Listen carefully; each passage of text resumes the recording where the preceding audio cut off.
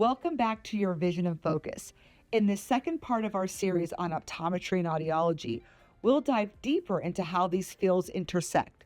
Tune in to learn more about Nuance Audio Glasses, a groundbreaking product that's bridging how we see and how we hear the world around us. Myself as an eye doctor, I have conversations every day with patients beyond vision. Anytime a patient complains about having to give me their health history or their medications, I say, perfectly fine. Let's pop out those eyes, throw them on there. I'll see you in an hour. We can't, right? Because everything is connected. Right. The eye is the one part of the body where we can see small blood vessels without doing anything more than taking a picture or putting some drops in and dilating. Which is very cool. So you're actually looking at brain tissue, right? That's right. And that's exactly right. The eyes develop from the same part of the body as the brain does. Very complicated, but very important. Whenever anybody says to me, I'm an eye doctor, why do I need to care about hearing? Everything's connected. And again, we have these conversations every day. I talk to patients about their diabetes. I talk to them about their heart. We know that, hopefully managing things early before there are these complications, we keep a good quality of life, we stay healthy, and we have the tools to sort of do that. When I talk to a patient about, say, macular degeneration, I'm talking about heart health. I'm talking about diabetes. I'm talking about smoking. I'm talking about movement and exercise. So it's a very comfortable conversation we can have. And I'm actually happy now to even incorporate, discussion of hearing. I'm not doing audiograms. Right. And trust me, I'm not doing that. But if a patient says to me, hey, I have a little trouble in a crowded room hearing, at the end of my exam, after I've talked to them about all the benefits of a progressive lens, of anti-glare lens treatment, of, something like transitions to help protect, from the sun or give you that UV protection. Now I can also say, hey, there's also, a product that can help you in those noisy situations, be able to pull out, what you're trying to focus on a little bit better. Let me take you over to the optical so that you can talk about it. So, and you mentioned it, it's called Nuance. It's a fantastic product. It's an over-the-counter hearing aid. Yes. Invisible within glasses, right? That's right. So two things. One, for those patients who need vision correction and hearing correction, we're not fighting with our glasses trying to, make them fit. And those two populations actually very closely parallel each other. They do. Parallel universe right there. And then the other thing is, because it's invisible, hopefully now we can talk about overcoming that stigma. Can you get a little bit more into depth about Nuance itself and what a patient would experience once they purchase it and they're wearing it and they're going about their day-to-day life? Yeah, I'm happy to do that. When a patient seeks and acquires Nuance, it's instant presto change, because all of a sudden they're aware of all the sounds around them, and they can focus it on just the front, or they can have it all around. They can set the volume level in 5 different steps. There's 4 different programs, which would be important to know. If you know what your audiogram is like, you could probably set it better, more rapidly. But it's not that important to know what your audiogram looks like, because you can just scroll through them, and whichever one sounds good, that's fine. You can use that one. Are there a lot of options? Well, there are, when you look at all the permutations. So we have background noise can be reduced to 3 levels. And then you have 4 different programs, A, B, C, and D.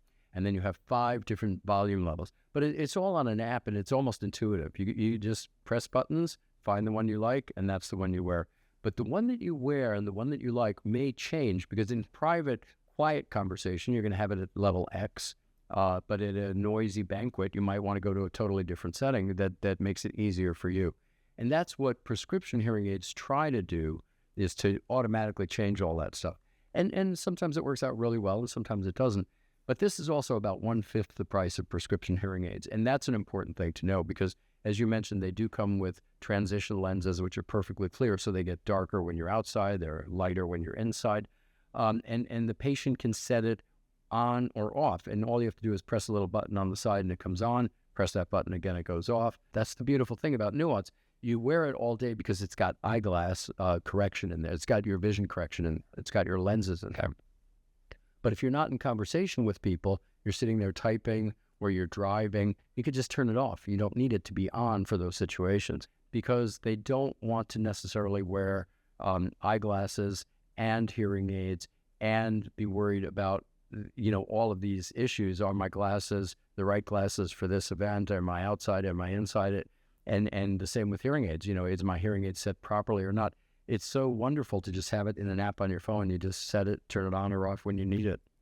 And you talked about a couple of things. One, that it can be sort of directional. What I see is what I hear, but also more sort of environmental surrounding. Sure. And I don't know of other hearing aids that do that. Well, it's common in prescription hearing aids. The ability. Oh, so over the counter, it may not be. Over the counter, it's less of an issue. The rate limiting factor on directivity index and beamforming is how many microphones you have and how far apart are they. If I had microphones all the way out the span of my arm, I could really focus that beam of what I want to perceive very, very well. When you have one or two microphones back here, you have directivity index, and some of the hearing aids automatically compensate for head shadow and for directivity issues.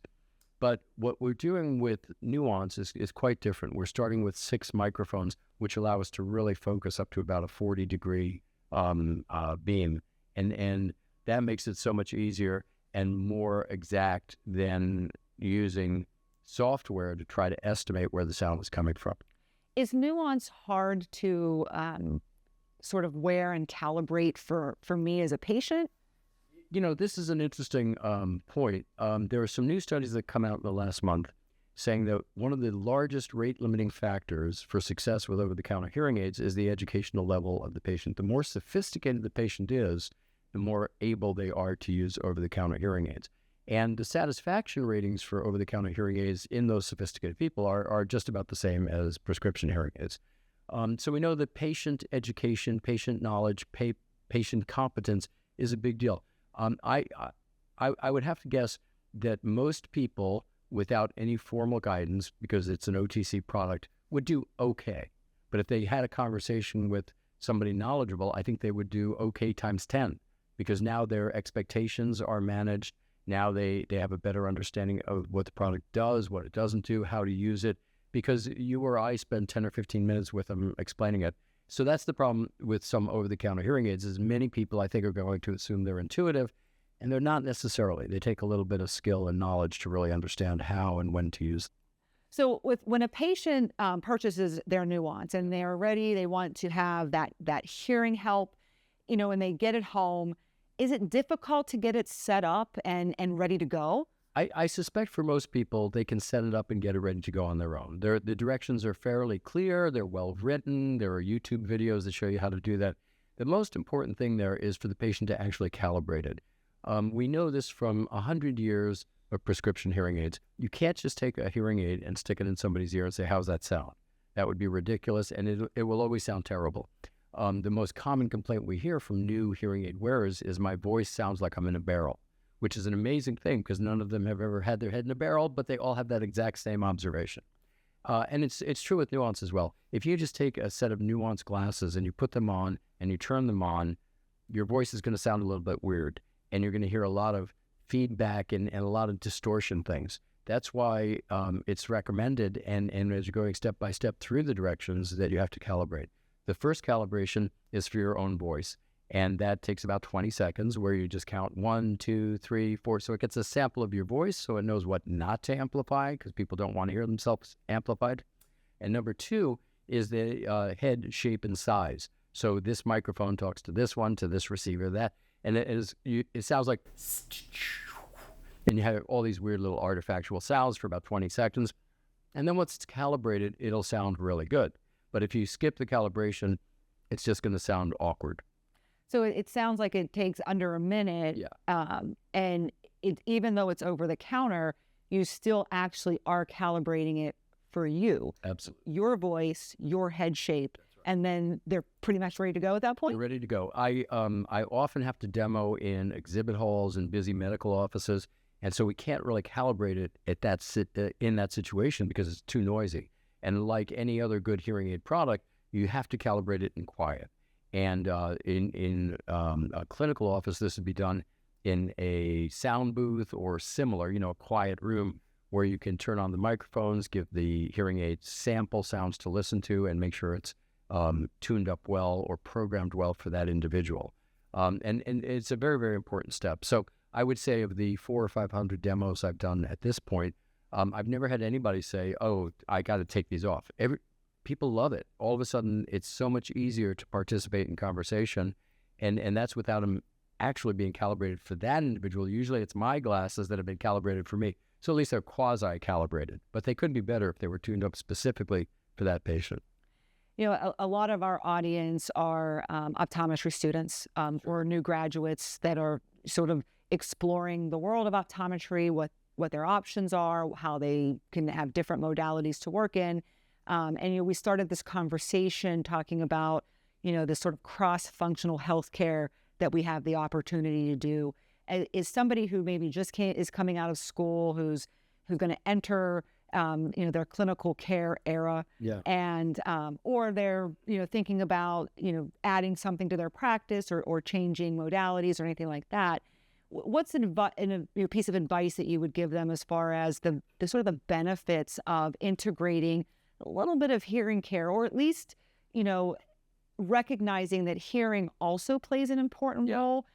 You know, even though we're focused on vision, we test people for things like glaucoma. We look for changes that can be related to high blood pressure, not just because we want them to read the chart really well, but it all contributes to their quality of life. It does. So what advice would you give for people who are just thinking, you know what, this sounds interesting to me. I want to integrate that a little bit more into my practice. I think that whenever you're seeing a patient over age 50, it's good to have intake questions at the ready. And if it's in your forms, better still. Do you have difficulty understanding speech in noise? And you could word that, you know, do you have difficulty understanding speech at a family gathering? Do you have difficulty understanding speech at a restaurant? You know, those sorts of things.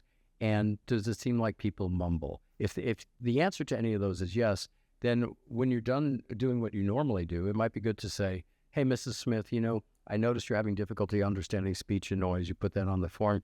Before we pick your frames, let you try this for 5 or 10 minutes and let's see how you do with it, because it's not just your eyes that we can correct, but we can also make it easier for you to communicate using your ears. And I think that most people, when they try it, if they get a good demo, they're on board real fast. Now, and it's a really, you know, wonderful product, but it's also, you know, again, as an eye doctor, I think about the healthcare implications, but then the opportunity to, you know, be able to work across different fields. We work with primary care, we work with endocrinology, we work with rheumatology, and it's, you know, awesome to be able to work with audiology, who are very similar in the hearing world that we are in the eye care world. Anything we didn't cover today that you'd want to make sure that everybody leaves here thinking about? One of the things you mentioned that I didn't really address is diabetes. Diabetes is very common in the USA. There's about I just published a paper on this about 6 or 7 weeks ago. About 40 million people in the USA, maybe 38 million, who are diabetic and have been diagnosed. And we know that they're subject to diabetic retinopathy and all sorts of other problems. Well, when you have diabetes, your chance of having hearing loss is ×2. It's twice it would be for the same population that's non-diabetic. Then we have pre-diabetic patients in America. They're not usually patients, pre-diabetic people, and that's almost 100 million people in the USA. So when you add the people that have been diagnosed and the pre-diabetic patients, that's 140 million. That's almost 1 out of 2 people in the USA. And when you're pre-diabetic, your chance of having hearing loss is about 25% higher than the non-pre-diabetic population. So when you talk about, you know, cardiovascular disease, and you talk about people who have diabetes and people who have other things going on, hearing is very, very susceptible to damage. And it's one that is almost universally laughed off by everybody except the person who has that hearing loss. It's the butt of jokes on TV and movies, and you know, hearing aids are always laughed at in those situations. And it's terrifically unfortunate because it's a huge part of your communicative ability. So I would say that for the young optometrist and for the optometry students, the most important thing you could do is be on the lookout for these other problems in life. And these other problems in life, none of these are silos. I mean, we treat them like silos, but they're not. When we help somebody with communicative disorders communicate better, you change the quality of their life, you change the trajectory of their life. No, I think that's a great place to end this conversation. We do so many things every day. We fit patients in contact lenses, sure, and we can change their lives. And I think this is another place where we have a huge opportunity to have such a positive impact on patients beyond the eye exam, and to really position us with that patient as, you know, a trusted healthcare provider, as well as, you know, the place to get their glasses, the place to get their contacts and all of that. I've loved having conversations with you, you know, for the last year or so, but this was a fantastic conversation. So thank you for educating us and everybody out there on, you know, hearing loss and why we should care about it as well. So hopefully we'll get to do this again soon. And thank you for joining us today for your Vision and Focus podcast. We look forward to seeing you on the next one.